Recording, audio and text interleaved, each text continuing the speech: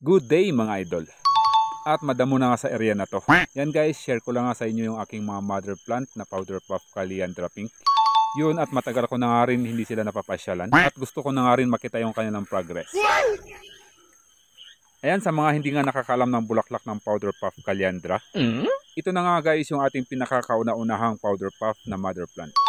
Sa kanyang halimuyak naman mga idol, ayan, kung ihahambingan natin may konting aroma siya ng sampagita. Pero konting-konti lang.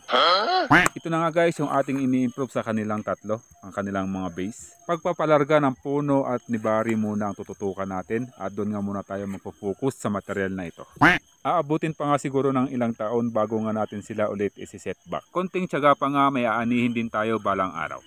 Yan lang ang sekreto guys, tanim lang tayo ng tanim para hindi tayo mabagot sa isa o dalawa nating mga puno. Yun ang sekreto.